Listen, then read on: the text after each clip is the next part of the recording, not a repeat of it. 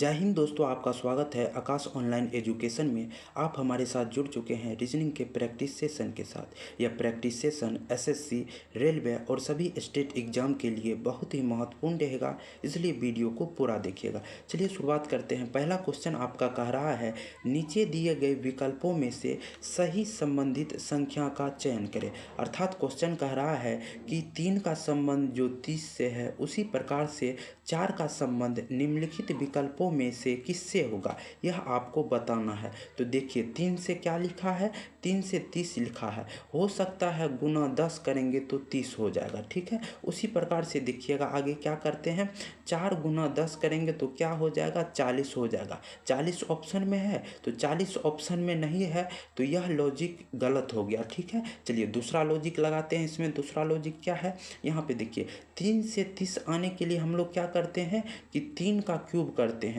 3 का क्यूब कितना हो जाएगा, 27, और जिस संख्या का क्यूब किए हैं उसी को जोड़ देते हैं तो क्या हो जाएगा, 30 हो जाएगा। उसी प्रकार आगे देखते हैं, 4 का क्यूब करेंगे तो क्या हो जाएगा, 64 हो जाएगा, और वही संख्या को जोड़ देंगे 4 को तो क्या हो जाएगा, 68 हो जाएगा। 68 ऑप्शन में है तो ऑप्शन डी में है, तो ऑप्शन डी आपका करेक्ट हो जाएगा, ठीक है। चलिए नेक्स्ट क्वेश्चन की ओर बढ़ रहे हैं।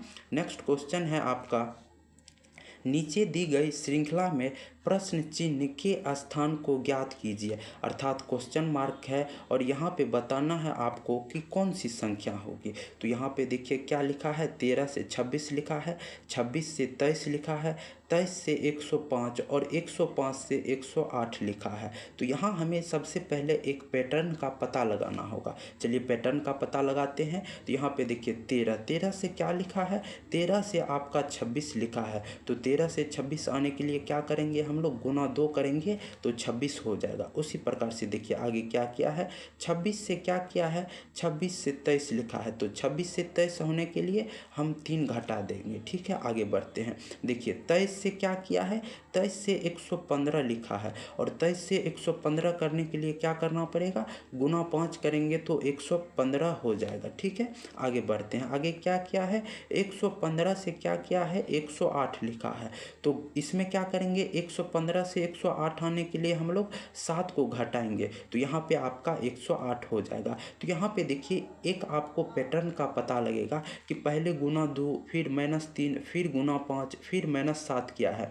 आपको पैटर्न पता चल गया होगा कि यह एक अभाज्य संख्या का पैटर्न है। पहले अभाज्य संख्या 2 होता है तो पहले गुना 2 किया है, फिर अगले अभाज्य संख्या में घटाया है, फिर अगले अभाज्य संख्या में गुना किया है, और फिर अगले अभाज्य संख्या में क्या किया है, घटाया है। तो यहाँ पे देखिएगा 108 है, तो 108 में क्या करेंगे हम लोग, 7 के बाद कौन अभाज्य संख्या होता है, तो 11 होता है, और इसमें क्या करेंगे, गुना 11 करेंगे, क्योंकि पहले घटाया है अभाज्य संख्या में, तो आगे हम लोग गुना करेंगे 11। आपको यहाँ पे एक ट्रिक बताते हैं, 11 से गुना करने के लिए किसी भी संख्या में आप तुरंत गुना कर लीजिएगा, ठीक है। तो यहाँ हम साइड में लिख के बता रहे हैं। देखिए 108 को हमको किससे गुना करना है, 11 से गुना करना है। तो 11 से गुना करने के लिए आसान ट्रिक है कि जो पहला इकाई अंक है उसे आपको उतार देना है। 8 को उतार दिए, ठीक है। उसके बाद देखिए दो संख्याओं को जोड़ना है। यहाँ पे देखिएगा 0 और 8 को जोड़ेंगे तो क्या हो जाएगा,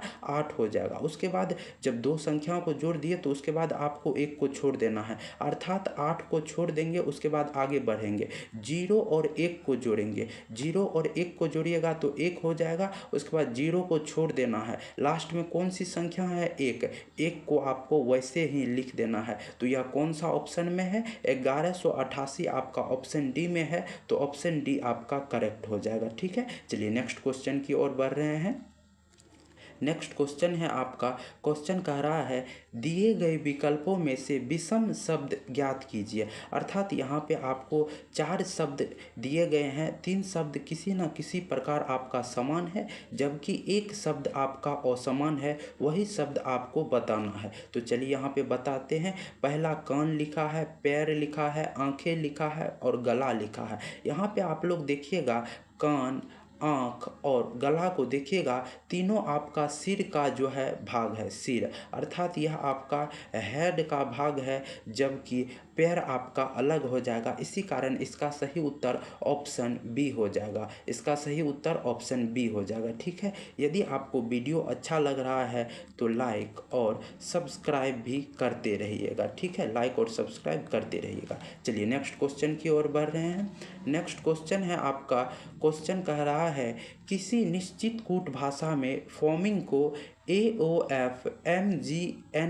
लिखा जाता है तो उसी कूट भाषा में विलीव को क्या लिखा जाएगा। यह क्वेश्चन कोडिंग और डिकोडिंग से है। चलिए इस क्वेश्चन को बनाते हैं। यहाँ पे लिखते हैं फॉर्मिंग,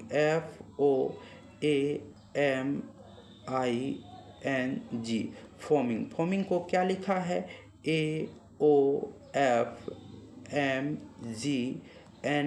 लिखा है। तो यहाँ पे आप देखिएगा ऊपर वाले जो वर्ड है उसमें लेटर देखिएगा और नीचे वाले जो वर्ड लिखा है उसमें आप लेटर देखिएगा, आपको लेटर समान दिखाई पड़ेगा। सिर्फ इस लेटर को क्या किया गया है, चेंज करके स्थान को बदल कर लिख दिया गया है। जिस प्रकार से देखिएगा ए को यहाँ क्रॉस करके यहाँ लिखा है, एफ को क्रॉस करके यहाँ लिखा है और ओ को कोई चेंज नहीं किया है। यहाँ पे देखिएगा एम को कोई चेंज नहीं किया है। यहाँ पे जी को यहाँ पे क्रॉस करके लिखा है, आई को यहाँ लिखा है और एन को कोई चेंज नहीं किया है। उसी प्रकार से हम लोग विलीव का बनाएंगे। ठीक है, चलिए यहाँ पे सबसे पहले लिख देते हैं VELIEVE, बिलीव हो गया। यहाँ पे देखिए सबसे पहले हम लोग एल को क्या करेंगे, एल को क्रॉस करके यहाँ की ओर लिखेंगे, बी को क्रॉस करके यहाँ की ओर लिखेंगे और ई को हम वैसे ही उसी जगह उतार देंगे।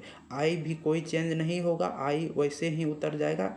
ई को क्रॉस करके यहाँ लिखेंगे और इस ई को यहाँ पर लिखेंगे और भी में कोई चेंज नहीं होगा, भी वही जगह आ जाएगा। तो यह कौन सा ऑप्शन में है, LEBIEVE। तो यह आपका ऑप्शन सी में है, तो ऑप्शन सी आपका करेक्ट आंसर हो जाएगा। ठीक है, चलिए नेक्स्ट क्वेश्चन की ओर बढ़ रहे हैं।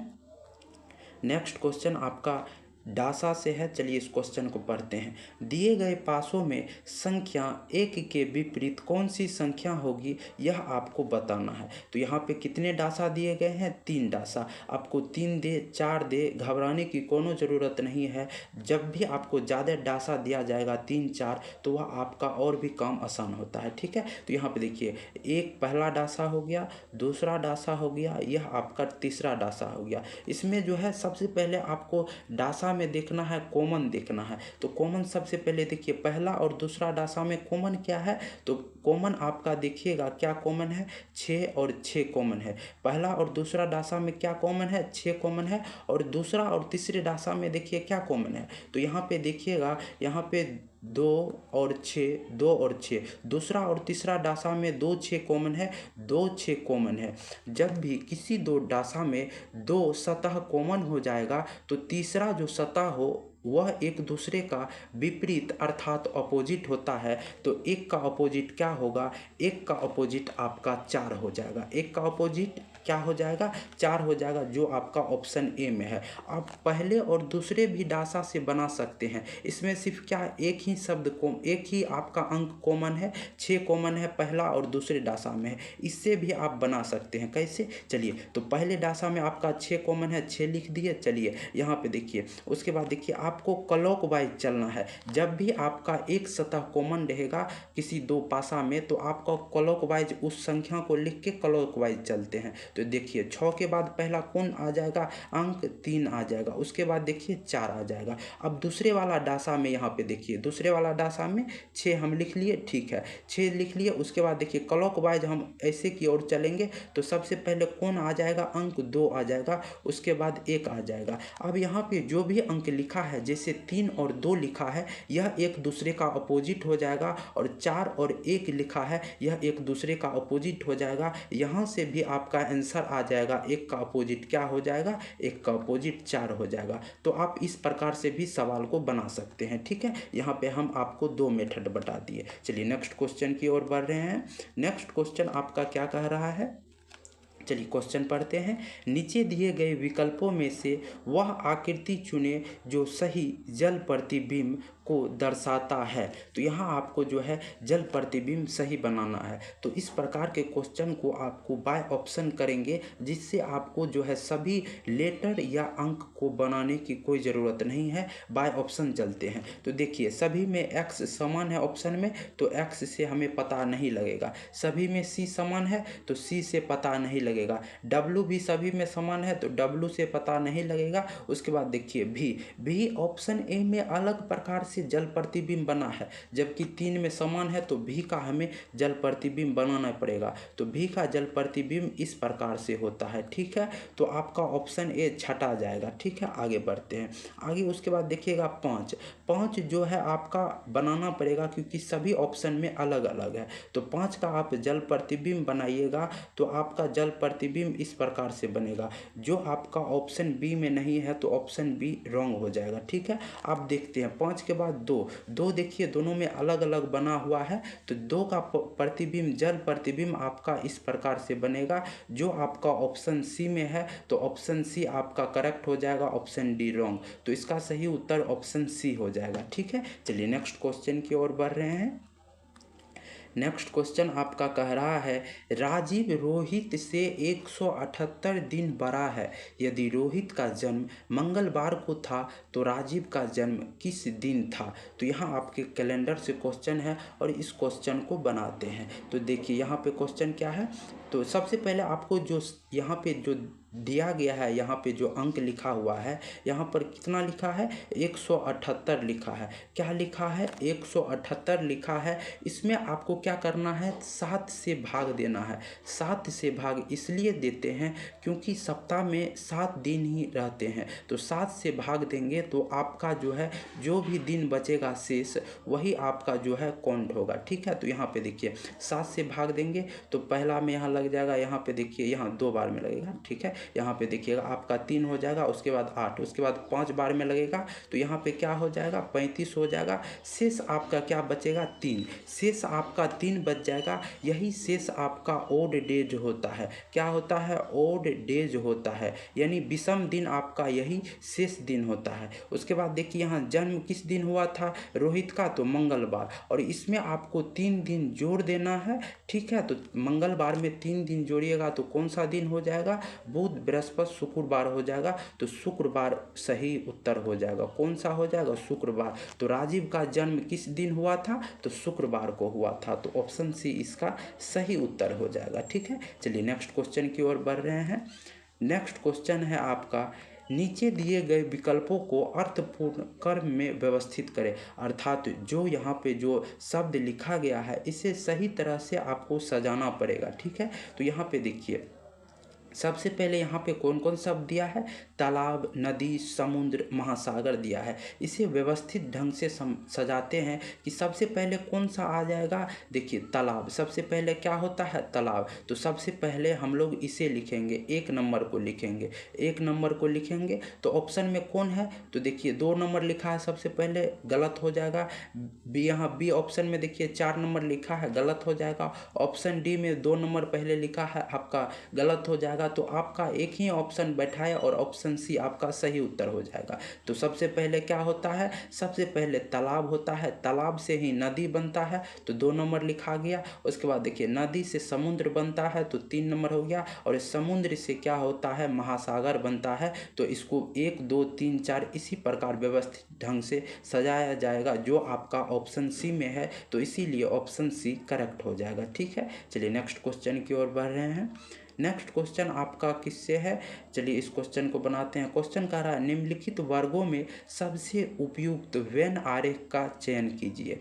यहाँ पे वेन आरेख से क्वेश्चन है और कौन कौन शब्द है ग्रह, मंगल और शुक्र। यहाँ पे इसका सही वेन आरेख आपको बनाना है। सबसे पहले हम लोग ग्रह का बना लेते हैं, या ग्रह का हम लोग वेन आरेख बना लिए। उसके बाद मंगल का बनाते हैं। देखिए मंगल क्या है एक प्रकार से क्या है ग्रह है। मंगल क्या है ग्रह है, तो क्या हो जाएगा ग्रह किसके अंदर आ जाएगा तो मंगल क्या हो जाएगा ग्रह के अंदर कौन आ जाएगा मंगल आ जाएगा। ठीक है, तो ग्रह है तो किसके अंदर आ जाएगा, ग्रह के अंदर आ जाएगा मंगल। उसके बाद देखिए यहाँ पे देखिएगा मंगल और शुक्र, देखिएगा मंगल और शुक्र में कोई संबंध है, तो आप कहिएगा कि नहीं, मंगल ग्रह अलग है और शुक्र ग्रह अलग है, तो यह आपका अलग अलग हो जाएगा। ग्रह के अंदर दो ग्रह है, मंगल और शुक्र है, तो यह आपका अलग अलग हो जाएगा। जो आपका ऑप्शन 2 में है, तो ऑप्शन 2 आपका सही हो जाएगा। ठीक है, चलिए नेक्स्ट क्वेश्चन की ओर बढ़ रहे हैं।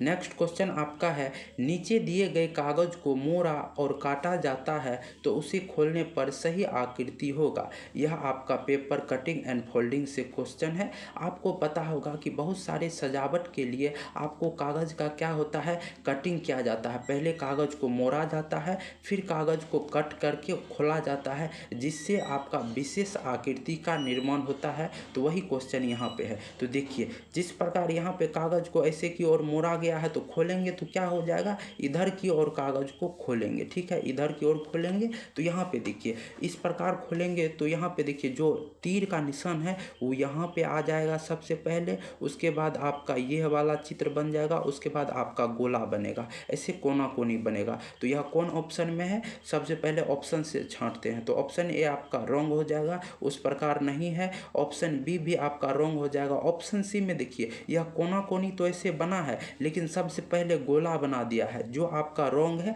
सबसे पहले तीर का बनता, ठीक है, तो ऑप्शन सी भी आपका रॉन्ग हो जाएगा। बाकी बात बचा आपका ऑप्शन डी, तो ऑप्शन डी आपका सही और सटीक उत्तर हो जाएगा। तो इस प्रैक्टिस सेट में हम 10 ही क्वेश्चन लिए हैं। तो आप लोग कमेंट कर बताइएगा कि हम कितने क्वेश्चन का प्रैक्टिस सेट लें, और यह वीडियो आपको कैसा लगा कमेंट करके अपनी राय जरूर दीजिएगा। यदि आपको वीडियो अच्छा लगे तो वीडियो को लाइक और सब्सक्राइब भी करिएगा। इस वीडियो में इतना ही, मिलते हैं नेक्स्ट वीडियो में, तब तक के लिए जय हिंद।